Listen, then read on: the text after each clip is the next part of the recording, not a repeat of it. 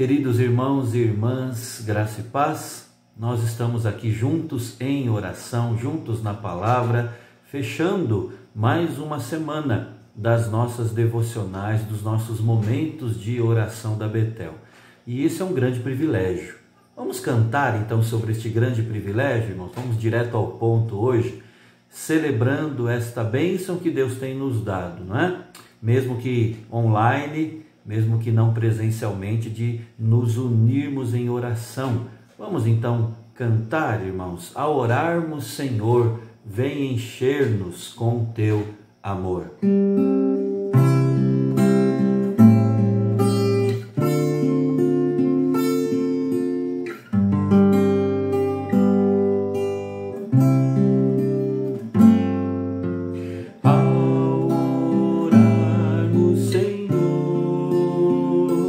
Vem encher-nos com teu amor, para o mundo agitado esquecer, cada dia sua vida viver. Nossas vidas vem, pois, transformar, refrigério pra alma nos dar. E agora, com outros irmãos, nos unimos a ti em oração. Ao orar o Senhor, vem encher-nos com teu amor, para o mundo agitado esquecer, cada dia sua vida viver. Nossas vidas vem, pois, transformar, refrigério pra alma nos dar. E agora, com outros irmãos, nos unimos a ti em oração. E agora, com outros irmãos, nos unimos a ti em oração. Amém. Vamos abrir, irmãos, nossas Bíblias no segundo livro dos Reis, capítulo 4. Nós vamos ler do verso 8 ao 10. Segundo livro dos Reis, capítulo 4, versículo 8, 9 e 10. O texto sagrado nos diz assim: certo dia passou Eliseu por Sunem, onde se achava uma mulher rica, a qual o constrangeu a comer pão. Daí, todas as vezes que passava por lá, entrava para comer. Ela disse a seu marido: vejo que este que passa sempre por nós é santo homem de Deus. Façamos-lhe, pois, em cima um pequeno quarto, obra de pedreiro, e ponhamos-lhe nele uma cama, uma mesa, uma cadeira e um candeeiro. Quando ele vier à nossa casa, retirar-se-á para ali. Irmãos, nós vamos iniciar hoje a nossa análise, as nossas considerações sobre a família da Sunamita, da mulher Sunamita. Essa mulher é mencionada aqui nesse texto que lemos e ela não tem o seu nome revelado, como já pudemos ver. O texto apenas informa que ela morava em Sunem com o seu marido, por isso então ela é chamada de Sunamita. O nome do marido dela também não é revelado. Ela está num lugar chamado, né, de Sunem, que era próximo ao Monte Carmelo, um local bíblico que nós já ouvimos mais falar. Também nós temos aqui um outro dado, que era uma família rica, que se dedicava à agricultura, porque lemos aqui, logo no verso 8, que que ela era rica, tinha posses, portanto, e na sequência do texto, nós não lemos, mas no versículo 18 é dito que o marido dela estava com os segadores, né? Então, trabalhando ali na agricultura. O casal não tinha filhos.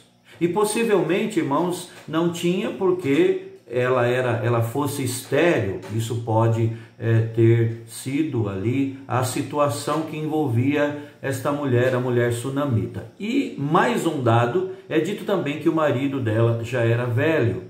Frequentemente, irmãos, essa mulher, com o seu marido, alimentava o profeta Eliseu, que por ali passava.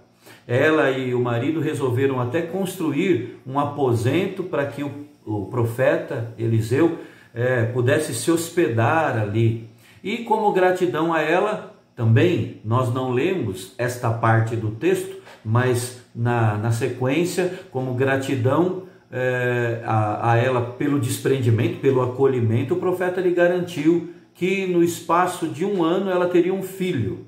Ela a princípio duvida, diz o verso 16, mas de fato a palavra do profeta se cumpriu porque era a palavra de Deus. O menino nasceu, o menino cresceu, e já adiantando a história, né, que nós veremos no próximo estudo nosso, certo dia, quando esse menino ajudava o pai ali na colheita, sentiu uma forte dor de cabeça, acabou sendo enviado à mãe, e infelizmente acabou morrendo, diz o texto.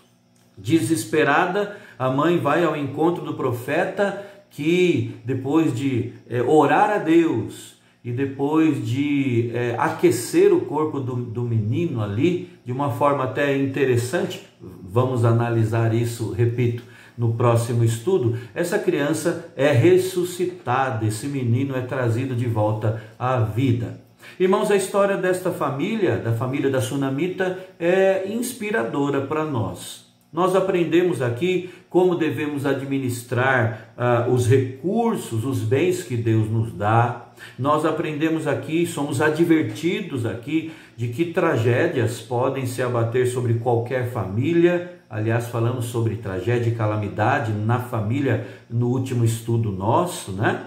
E nós somos ensinados aqui também a enfrentar as adversidades com fé no Senhor e com a coragem do Senhor. Mas hoje eu gostaria de me ater, irmãos, a um ensino aqui que nós notamos logo de início. Por isso eu destaquei apenas esses 3 versículos do capítulo 4, os versos 8 a 10.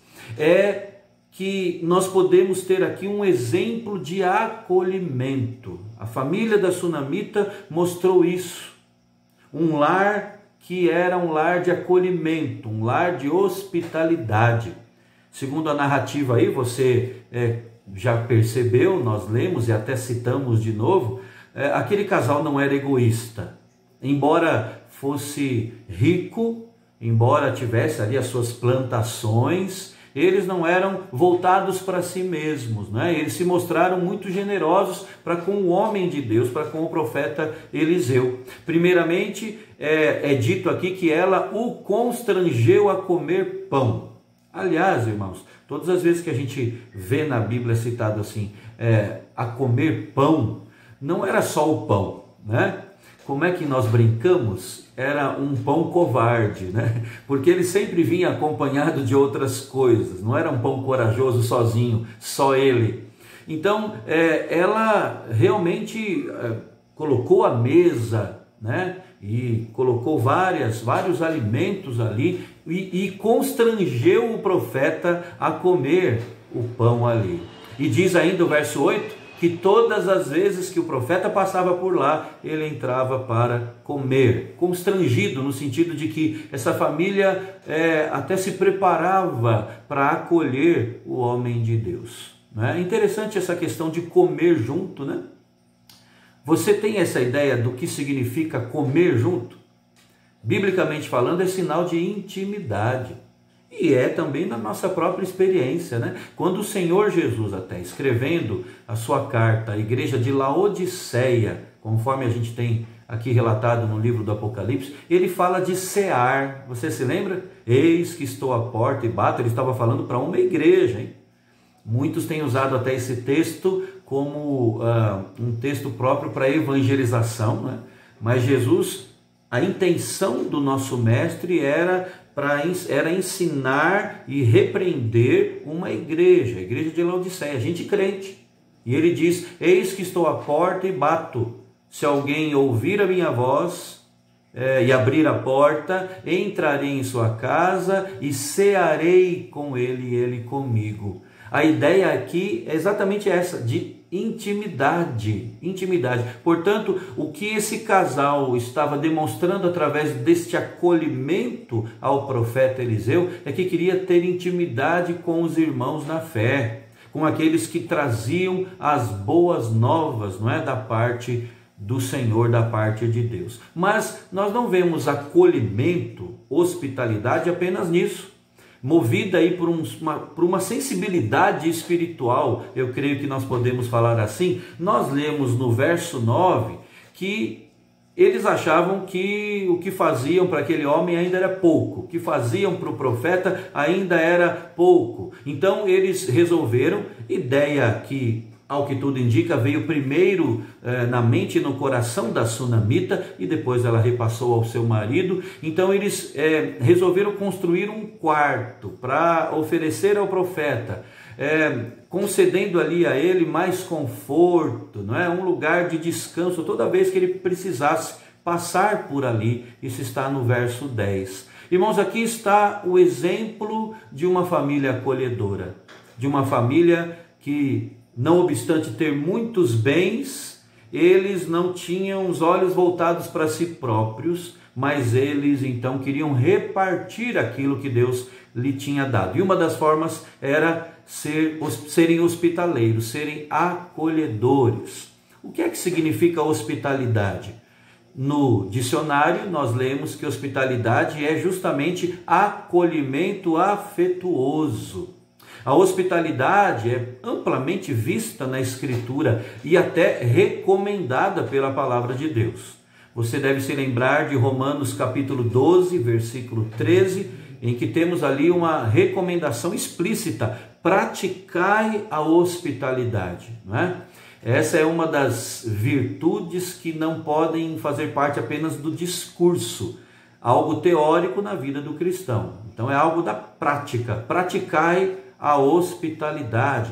Nós temos também nas recomendações do apóstolo Paulo sobre as qualificações do líder espiritual, do presbítero, né, para o presbiterato. Nós o vemos falando tanto na primeira carta de Paulo a Timóteo, no capítulo 3, como também na sua carta a Tito, no capítulo 1, ele falando que uma das qualidades do líder espiritual deve ser justamente a qualidade do acolhimento, né? E dentre tantas qualidades que ele faz ali, que ele alista ali, ele coloca hospitaleiro, entre tantas outras, hospitaleiro. Interessante.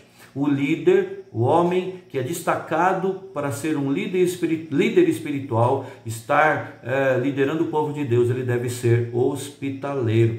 E é interessante também, irmãos, que 1 Pedro, o apóstolo Pedro, na sua primeira carta, no capítulo 4, verso 9, ele diz também, ele fala sobre hospitalidade: sede mutuamente hospitaleiros, sem murmuração.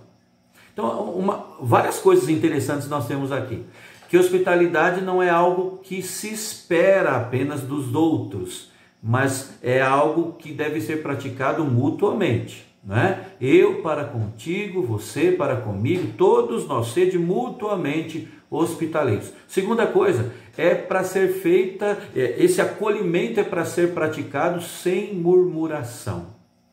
Porque tem várias coisas corretas que a gente pode fazer, mas ao fazê-las, o que devemos mesmo como cristãos, como reflexo da nossa fé, nós podemos fazer do modo errado, né? Uma das coisas, por exemplo, que a Bíblia fala que devemos sempre fazer, em todo o tempo, é esperar no Senhor. Mas a grande questão é como esperar.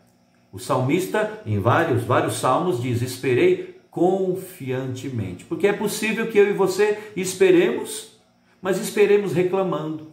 murmurando. Não, esperei confiantemente pelo Senhor. Aqui mais um outro texto, mais uma outra situação que nos ensina que nós devemos fazer aquilo que agrada a Deus, no caso aqui, sermos acolhedores, hospitaleiros, sem murmuração, né? Com alegria, com desprendimento. E mais uma coisa muito interessante desse texto de 1 Pedro 4,9, é que Pedro fala de hospitalidade dentro de uma lista também que ele faz, onde o cabeçalho dessa lista é o seguinte: ora, o fim de todas as coisas está próximo.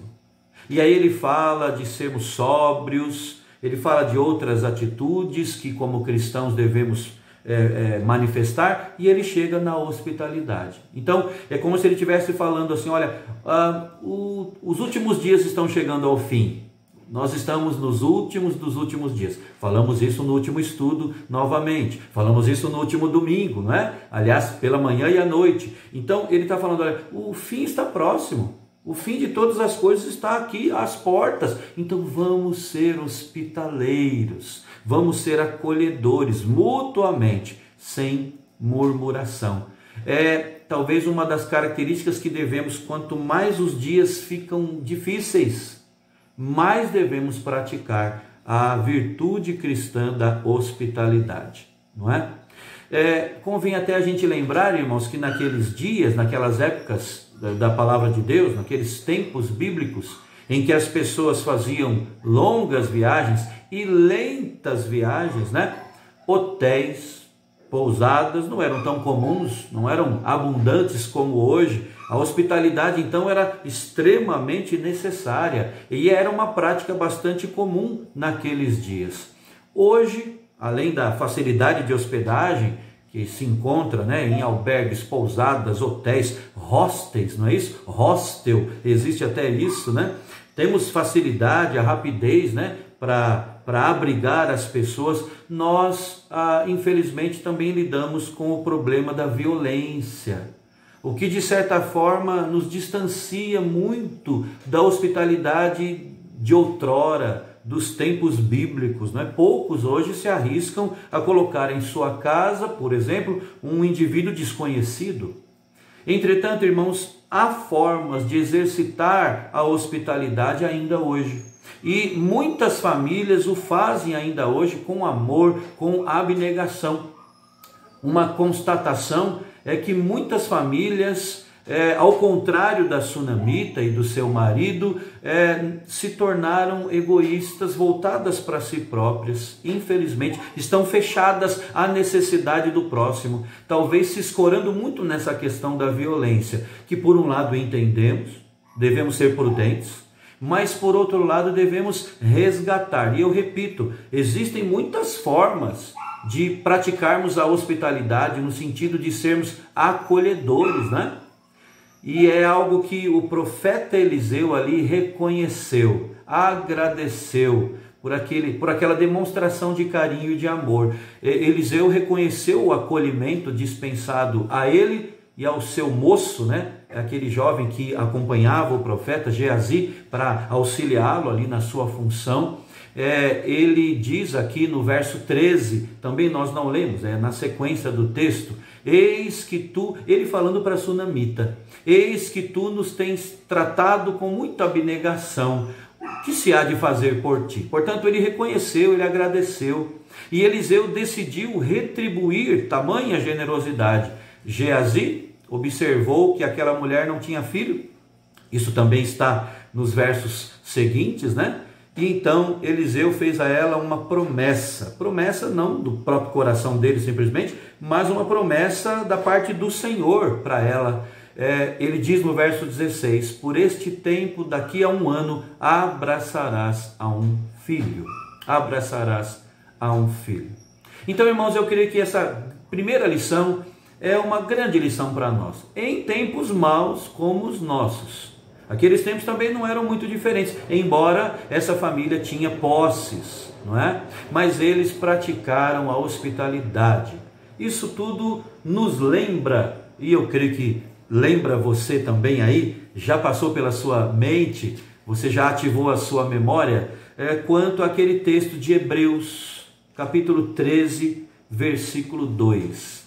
Você deve se lembrar que o texto sagrado fala assim: não negligencieis a hospitalidade, pois alguns praticando-a sem o saber acolheram anjos.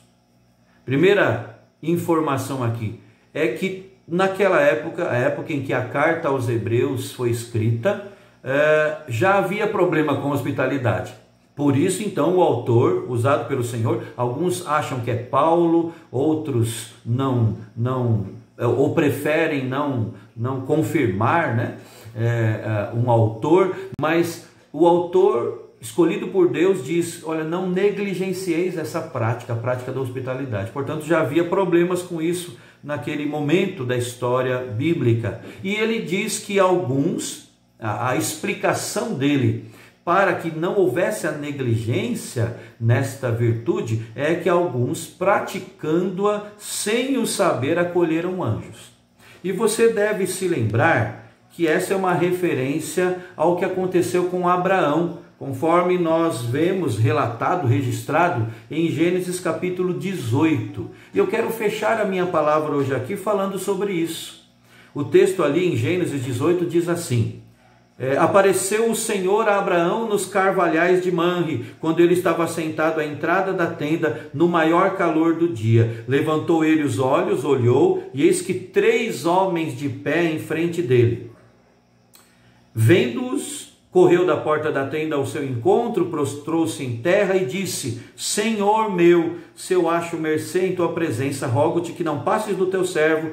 Traga-se um pouco de água, lavai os pés, repousai debaixo desta árvore. Trarei um bocado de pão. De novo aqui não era só o pão, era um pão covarde, não é? Tinha ali leite, tinha ali outros bolos ali de farinha, né? Como ele até pede para que Sara amasse medidas de flor de farinha e fizesse pão ali. Tinha pão, era um banquete, na verdade, servido ali. O que é que nós encontramos, irmãos, aqui nesse texto, à luz do que lemos em Hebreus 13, 2? Não negligencieis a hospitalidade, pois alguns, praticando-a sem o saber, acolheram anjos. A primeira informação, o primeiro detalhe mais importante é que o próprio Deus é quem estava aparecendo a Abraão.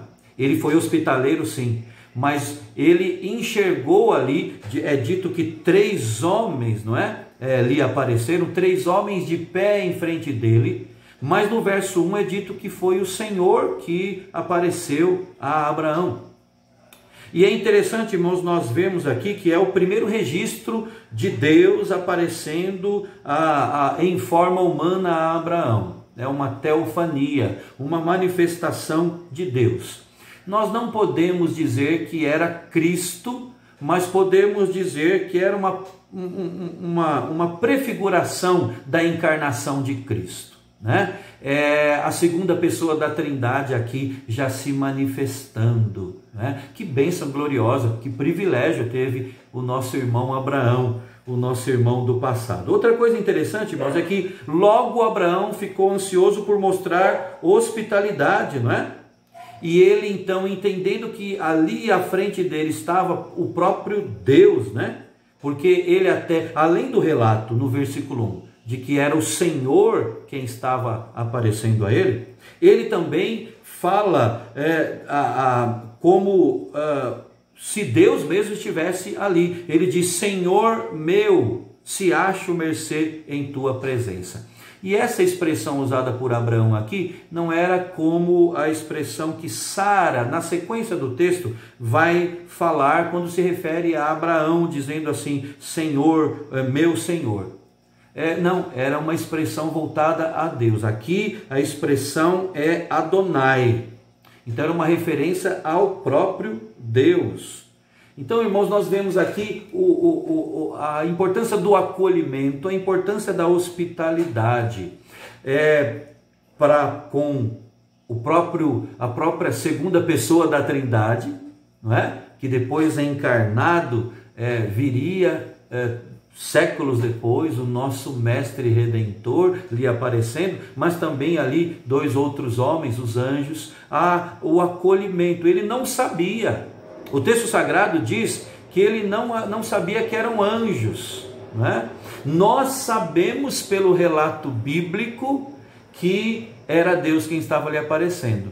Mas Abraão, ele viu algo diferente, talvez não assimilou tudo que estava ali à sua frente, mas resolveu ser hospitaleiro. Sem o saber, ele acolheu anjos, e o próprio anjo do Senhor, a segunda pessoa da Trindade, como já falamos. Irmãos, não vamos negligenciar a hospitalidade. Essa lição eu quero deixar hoje. Repito, no próximo estudo, com a graça de Deus, Deus nos permitindo, nós vamos continuar, retomar esse capítulo do 2º livro dos Reis e analisar outros aspectos da família da Sunamita. Mas eu termino de fato minha palavra dizendo o seguinte: depois do fim da pandemia, depois do fim desta crise toda, porque isso vai passar, irmãos, tudo passa, não é? Depois do fim disso, nós teremos 2 coisas. Quero aqui já desafiar você. Nós teremos o culto do abraço. O primeiro, já pensou como vai ser? Primeiro culto em que estivermos todos juntos, vamos ter primeiro o momento do abraço, né? Que gloriosa experiência Deus vai nos reservar. Agora, além disso, que nós nos preparemos para que tenhamos intensas manifestações de acolhimento. E nós podemos pensar em variadas formas, em diversas maneiras de manifestar a nossa hospitalidade. Ali na igreja, nas nossas casas, no seio das nossas famílias e por meio das nossas famílias, por meio dos nossos lares. Vamos pensando nisso e transformar a cada dia. Se a sua família já tem essa veia acolhedora, que bênção! Vamos continuar nesse caminho, vamos abrir, né, ampliar isso. Mas se você detecta que a sua família não é muito hospitaleira nesse sentido, vamos praticar, não vamos negligenciar a hospitalidade, pois alguns praticando-a sem o saber acolheram anjos. Vamos orar ao nosso Deus? Querido Deus, nosso Pai, obrigado a Deus pelo privilégio de lermos a Tua Palavra, de falarmos com o Senhor em oração. Obrigado pelo privilégio de sabermos também que várias famílias da Tua Igreja estão aqui conectadas, ó Deus, neste momento.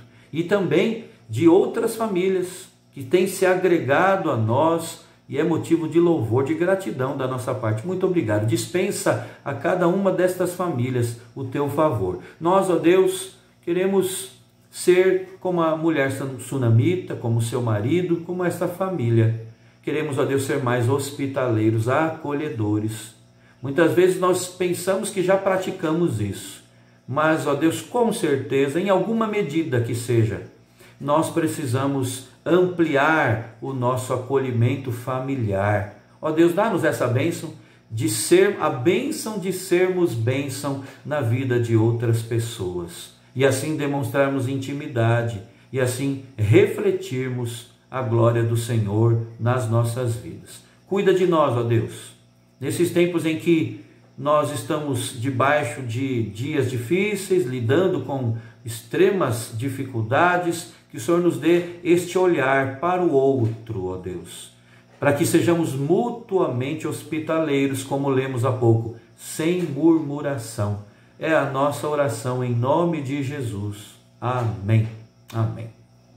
Irmãos, agora nós vamos orar em família, não é? Mas antes, eu quero aqui no final da palavra lembrar que amanhã, sábado, nós teremos o nosso encontro online, encontro dos homens da Betel e de outros irmãos de outras igrejas e até homens que não são de igreja, mas que quiserem estar conosco. Às 19 horas, nós estaremos conectados. As instruções vão ser repassadas de novo pelo WhatsApp. Eu conto com a sua participação, você que é homem, você que é o nosso irmão, tá bom? Teremos um momento ali de compartilhamento e de ensinamento na Escritura Sagrada.